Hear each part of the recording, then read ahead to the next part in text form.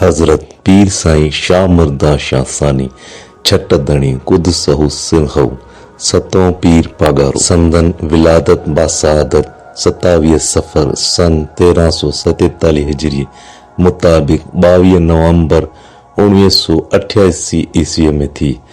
संदन असल इसमें शरीफ सैयद शाह मुर्दा शाह आहे, पर सैयद सिकंदर अली शाह सां भी मशहूर आहिनि। नंढपिड़ खां जवानीअ ताईं संदन ज़ात खे काफ़ी ॾुख ऐं दर्द मिलिया।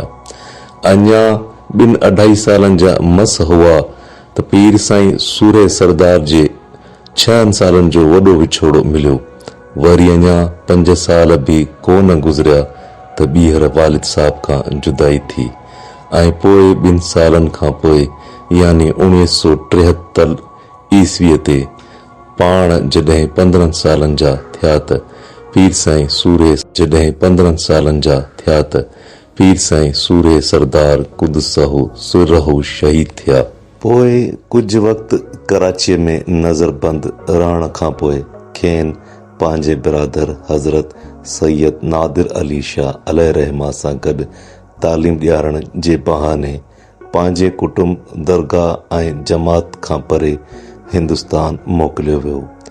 उते 3 साल रहण बाद 1946 ईस्वीअ में हिकु सामूंडी जहाज़ वसीले खेनि इंग्लैंड में रखियो वियो, जिथे हिकु ॿारहाड़ीअ जे स्कूल में पढ़िया। हिकु आम स्कूल न हो, पर हिते रुगो अहिड़नि ॿारनि खे हिकु ख़ासि मिशन तहत पढ़ायो वियो जेके अंग्रेज़ मुख़ालिफ़ इनकलाबी अॻुवाणनि जी औलाद हुआ। खेनि कहिड़ी हालतुनि सां मुंहुं ॾियणो पियो उहो त हज़रत पीर साईं सरदार जन हज़रत पीर साईं शाह ऐं त उते फ़क़ति 12-13 शागिर्द मुख़्तलिफ़ मुल्कनि जा हूंदा हुआ, पर उन्हनि खे पंहिंजे ख़ानदान मुतालिक़ पाण में ॻाल्हाइण जी इजाज़त कान हूंदी हुई। 1947 ईस्वीअ में पाकिस्तान ठहण खां पोइ हितां जे इस्लामी ऐं मक़ामी हुकूमत खे पाकिस्तान लाइ क़ुर्बानी ॾींदड़ यादि न आया ऐं पोइ 1952 ईस्वीअ ताईं दरगाह शरीफ़ आबाद न थी ऐं पीर साईं ॿाहिरि रहिया।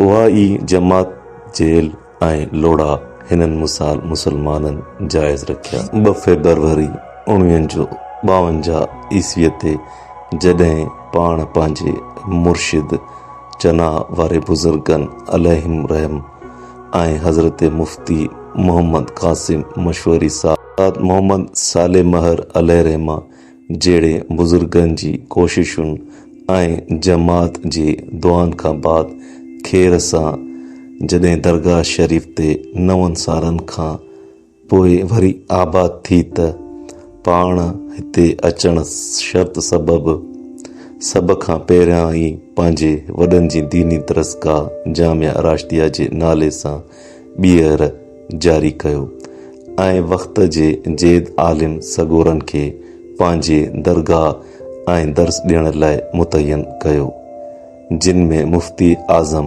पाकिस्तान साईं मुफ्ती मोहम्मद साहबज़ादा शेख अल जामिया आला हज़रत इमाम अहमद रज़ा खान जो ॾोहिटो मुफ्ती तक़द्दुस अली ख़ान साहब, हज़रत अल्लामा मुफ्ती हुसैन इमाम अख्तर सवाबीअ वारो सरे फ़हरिस्त आहिनि। न फ़क़ति ख़ुदि पंहिंजी दीनी तालीम जेका अध में रहियल हुई उन जी तकमील लाइ उस्ताद मुफ्ती तक़द्दुस अली ख़ान साहब अलैहि रहमा वटि घणो अरसो पढ़िया। हूअं त इल्म दोस्ती ऐं उन जी क़दरदानीअ में हज़रत पीर साईं शाह मुर्दा शाह कुदसहु सिरहु पंहिंजे सानी न रखंदा हुआ। इल्म जी जेका वॾनि इज़त ऐं मान आहे उन जो अहसास ऐं अंदाज़ो त उन्हनि खे हूंदो जिन संदन कुर्ब ऐं मर जो मुशाहिदो कयो हूंदो। हज़रत पीर साईं शाह मुर्दा शाह कुदसहु सिरहु सुलहु ऐं अमन जे अलमबरदार हुअण बावजूदि मुल्की आज़ादी जी बका ख़ातिर 1965 ईस्वी वारी भारत जी पाकिस्तानी हमले वक़्तु वॾी हिम्मत ऐं हौसले सां मुरीदनि ऐं अक़ीदतमंदनि खे सिंध जे सरहदुनि खे संभालण जो हुकुम ॾिनऊं, जंहिं ते उन्हनि मुजाहिद न फ़क़ति सिंध जे सरहदुनि खे मज़बूत कयो पर राजस्थान जे 16,000 चौरस किलोमीटरनि जी वॾे वसीअ इलाइक़े ते कब्ज़ो कयो।